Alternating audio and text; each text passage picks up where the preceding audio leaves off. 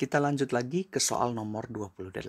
Di situ dikatakan ada sebuah lubang disinari berkas cahaya dengan panjang gelombang lambda 500 nanometer. Anggaplah ini adalah tempat lubang terletak, kemudian lubangnya berjejari berarti ini adalah nilai A, maka lebar pola terang tengah yang terlihat pada layar. Nah, anggaplah ini adalah layar, tempat berkas cahaya itu dibaca. Nah, jadi ketika ini datang gitu ya. Nah, ini adalah terang pusat, ini gelap satu, terang satu, dan seterusnya. Jadi yang ditanya lebar pola terang tengah. Berarti nanti dari sini ke sini kan itu order satu ya.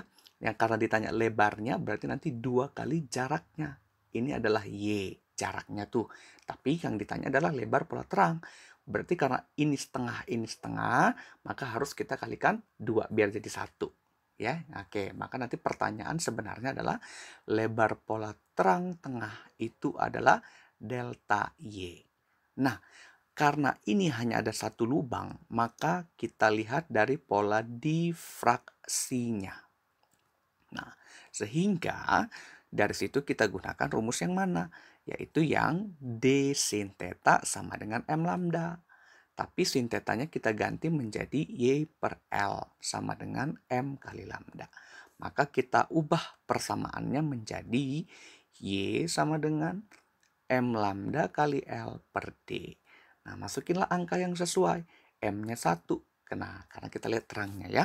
Kemudian lambdanya adalah lambda, L-nya adalah 1 juga. Karena jarak layar sejauh 1 meter dari lubang.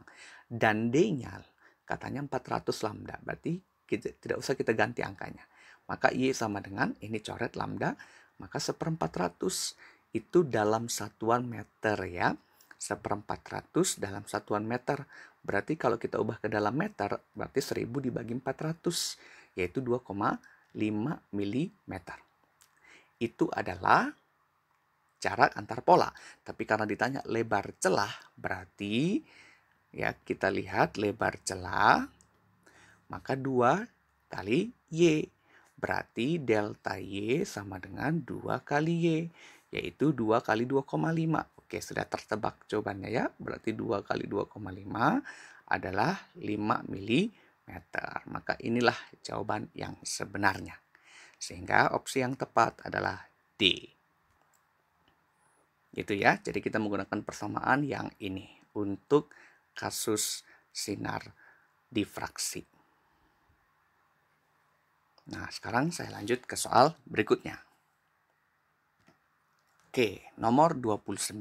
Nah, di situ dikatakan panjang lintasan optik bagi seberkas cahaya adalah perkalian antara panjang lintasan dalam medium dan indeks bias medium itu. Nah, berarti ini topiknya tentang optik, yaitu pembiasan, hukum pembiasan. Ya, hukum pembiasan apa? Kita lihat dari N1 per N2 sama dengan lambda 2 per lambda 1. Nah, itu dari hukum Snellius ya, yang pembiasan oleh dua buah medium yang berbeda. Nah, anggaplah N1-nya itu adalah udara. Ya, jadi cahaya datang dari udara menuju suatu medium, katakanlah air. Berarti ini N udara per N air sama dengan ini panjang gelombang di air, ini panjang gelombang di udara. Berarti karena N udara itu 1 dan N air itu NA misalkan, nah, ini adalah panjang lintasan masing-masing di daerahnya. Berarti lambda U sama dengan NA dikali lambda A. Itulah yang tepat ini. Perkalian antara panjang lintasan dalam medium dan indeks bias medium. Berarti yang ini. Nah, gitu kira-kira ya. Berarti dalam suatu medium yang seragam, artinya di udara, lintasan optik paling panjang berarti. Nah, lintasan optik paling panjang berarti ketika lambda udara itu panjang akan berdampak pada panjang gelombang di medium air.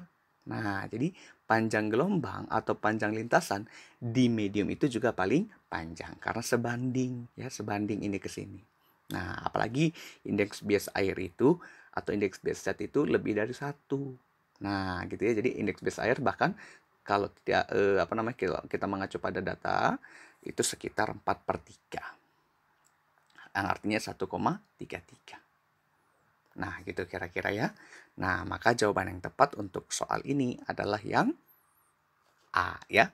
Oke, jadi panjang artinya dia juga paling panjang. Nah, clear ya? Oke, sekarang kita lihat lagi soal nomor 30. Di situ dikatakan ada untuk melihat sebuah benda yang terletak di satu tempat, lensa mata harus berakomodasi maksimum. Dalam keadaan tanpa berakomodasi, bayangan benda itu. Nah, ini alat optik mata kita sendiri ya. Untuk mata, baik dia dalam keadaan berakomodasi, ya, untuk keadaan berakomodasi ataupun tanpa akomodasi, bayangan yang dihasilkan itu selalu nyata, terbalik, diperkecil. Nah, jadi bayangan selalu nyata, terbalik, dan diperkecil. Nah, kalau dia berakomodasi atau tanpa akomodasi sama. Sehingga untuk bayangannya itu tepat jatuh ya, bayangan jatuh di retina. Jadi mau kondisi apapun tetap hal ini udah mutlak berlaku ya. Jatuh tepat di retina serta sifat bayangannya yang 3 ini. Maka jawaban yang tepat ya, yang E ya.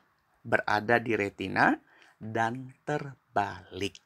Nah, kalau di belakang itu hipermetrop, kalau di depan itu yang miopi. Jadi cacat mata untuk di belakang maupun di depan. Nah, gitu ya. Oke, jadi jawabannya yang E.